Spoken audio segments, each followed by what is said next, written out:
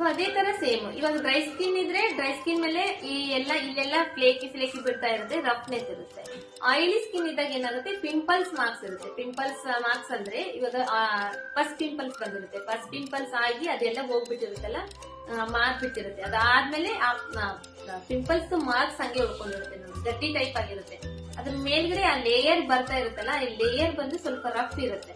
ಆ ಲೇಯರ್ ನಲ್ಲಿ ರಫ್ನೆಸ್ ಇದ್ರೆ ಅದ್ರ ಮೇಲ್ಗಡೆ ನಾವು ಮೇಕಪ್ ಮಾಡಿದ್ರೆ ಮೇಕಪ್ ಆದ್ಮೇಲೆ ಕೂಡ ಅದು ಕಾಣುತ್ತೆ. ಸೊ ಆ ಟೈಮ್ ನಲ್ಲಿ ನಾವು ಸ್ಕಿನ್ ಎಕ್ಸ್ಫೋಲಿಯೇಟ್ ಮಾಡ್ತೀವಿ. ಸ್ಕಿನ್ ಎಕ್ಸ್ಫೋಲಿಯೇಟ್ ಮಾಡುವಾಗ ಅಲ್ಲಿ ಕೂಡ ಸೇಮ್ ಎಕ್ಸ್ಫೋಲಿಯೇಟ್ ಮಾಡಬಹುದು.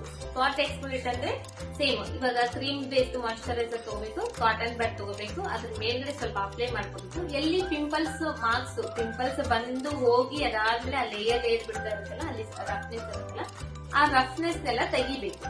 ಅಲ್ಲಿ ಮಾತ್ರ ಎಲ್ಲೆಲ್ಲಿ ಪಿಂಪಲ್ಸ್ ಮಾರ್ಕ್ಸ್ ಇದೆ ಅಲ್ಲಿ ಮಾತ್ರ ಈ ತರ ರಬ್ ಮಾಡ್ತೀವಿ.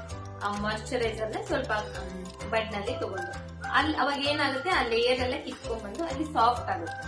ಸೊ ಆ ಸಾಫ್ಟ್ ಆದ್ಮೇಲೆ ಅದ್ರ ಮೇಲ್ಗಡೆ ನಾವು ಮತ್ತೆ ಟೋನರ್ ಅಪ್ಲೈ ಮಾಡಿ ಮಾಯಿಶ್ಚರೈಸರ್ ಅಪ್ಲೈ ಮಾಡಿ ಮೇಕಪ್ ನ ಸ್ಟಾರ್ಟ್ ಮಾಡ್ತೀವಿ. ಸೊ ಇದು ಬಂದು ಸ್ಕಿನ್ ಎಕ್ಸ್ಫೋಲಿಯೇಷನ್.